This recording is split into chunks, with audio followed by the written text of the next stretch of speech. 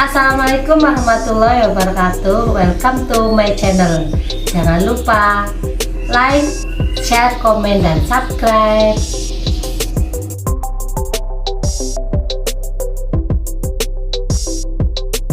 Baiklah, masuk pada pertemuan ketiga atau materi kedua mata kuliah Ekonomi Budaya dan Kearifan Lokal.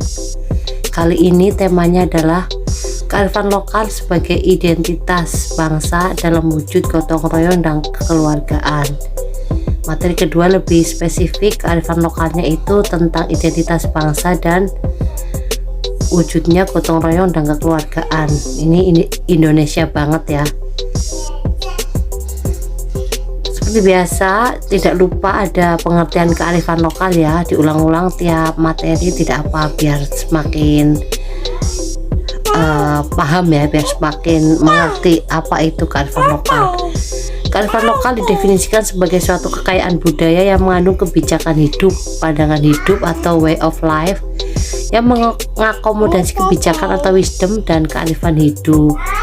Di Indonesia yang kita kenal sebagai Nusantara, kearifan lokal itu tidak hanya berlaku secara lokal pada budaya atau etnik tertentu, tapi dapat dikatakan bersifat lintas budaya atau lintas etnik sehingga membentuk nilai budaya yang bersifat nasional. Pada umumnya, etika dan nilai moral yang terkandung dalam kearifan lokal diajarkan turun-temurun, diwariskan dari generasi ke generasi melalui sastra lisan, antara lain dalam bentuk pepatah dan peribahasa, folklore, dan manuskrip. Ini seperti contoh yang kemarin ya, kearifan lokal yang tidak berwujud atau intangible. Walaupun ada upaya pewarisan kearifan lokal dari generasi ke generasi, tidak ada jaminan bahwa kearifan lokal akan tetap kukuh menghadapi globalisasi. Globalisasi yang menawarkan gaya hidup yang makin pragmatis dan konsumtif. Secara faktual dapat kita saksikan bagaimana kearifan lokal yang syarat kebijakan dan filosofi hidup nyaris tidak terimplementasikan dalam pelatih hidup yang makin pragmatis.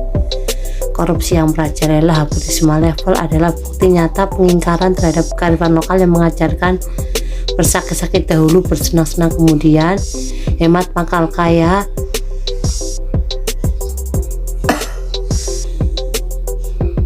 dan sebagainya. Mulai masuk ke tema kearifan lokal sebagai identitas dan ideologi bangsa.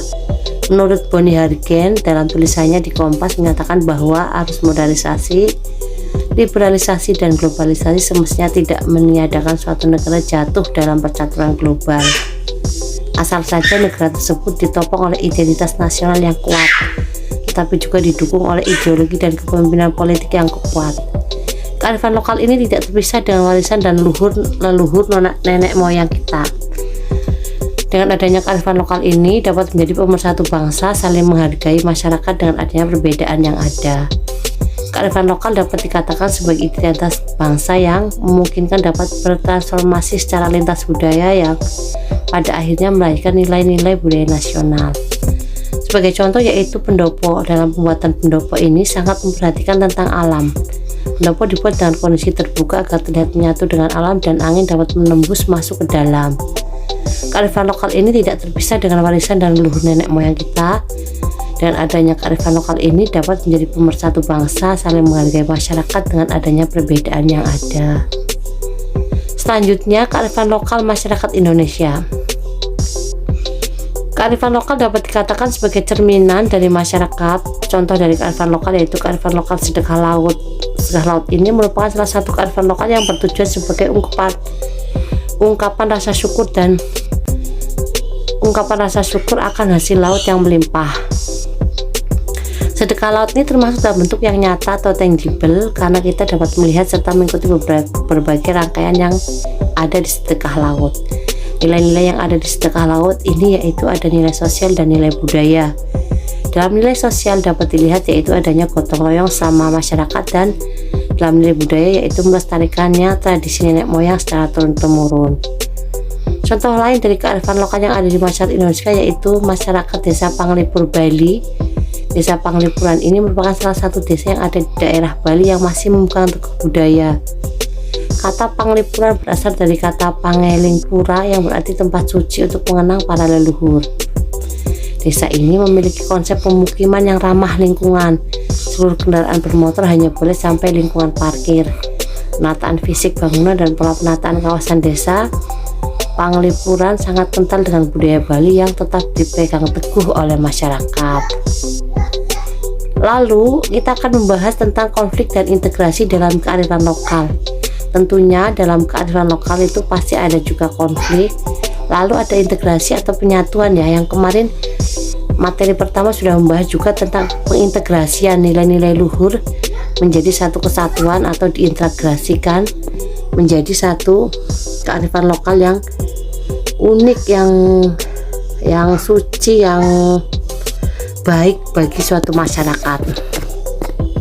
Berbicara tentang konflik mempunyai arti beberapa individu atau kelompok yang mempunyai kepentingan sendiri-sendiri dan tidak sejalan serta sama-sama ingin mempertahankan kepentingannya dengan menyingkirkan kepentingan pihak lainnya, yang biasa dilakukan dengan cara negosiasi secara damai ataupun tak jarang menimbulkan kegaduhan. Sedangkan integrasi adalah suatu bentuk penyesuaian suatu hal dari berbagai sumber yang akan membentuk hal baru yang lebih baik dan valid. Dalam menjalankan kearifan lokal, sebagai manusia yang tak luput dari kesalahan tentunya mempunyai banyak perbedaan kepentingan, terutama dalam menjalankan kearifan lokal. Hal ini dipengaruhi banyak faktor dari masing-masing bidangnya. Contohnya adalah bidang agama. Setiap perayaan hari Idul Adha, panitia pengurus kurban dari masjid setempat pastinya akan mendata secara merata bagian-bagian yang akan dibagikan kepada orang yang menyembelih hewan kurban, ataupun kepada para masyarakat yang memenuhi kriteria penerima daging hewan kurban, dan sisanya biasanya dibagikan kepada tetangga pada sekitar kampung setempat. Itu ya penjelasan tentang konflik dan integrasi. Yang terakhir adalah hubungan kearifan lokal dengan gotong royong dan kekeluargaan. Salah satu bentuk kearifan lokal yang ada di masyarakat Islam zaman sekarang adalah tradisi dari bulan Ramadan sampai Hari Raya Idul Fitri dan tradisi pemberangkatan ibadah haji. Kearifan lokal di Indonesia, terutama pada agama Islam, sangatlah kental dengan nilai gotong royong dan kekeluargaan. Mengingat manusia sebagai makhluk sosial tentunya tidak bisa hidup sendiri dan memerlukan bantuan orang lain. Tidak hanya itu, masyarakat mempunyai kebiasaan unik, yaitu melakukan suatu tradisi dengan bersama-sama.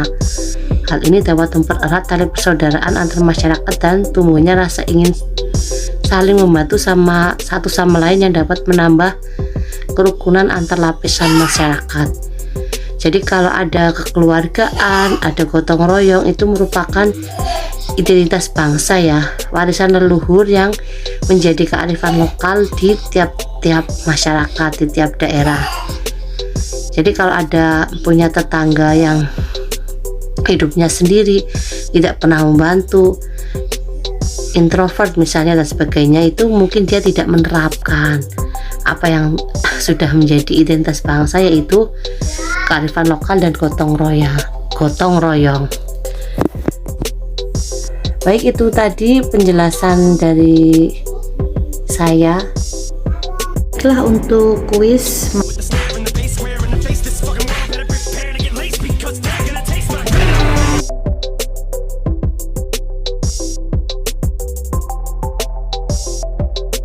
demikian penjelasan dari saya.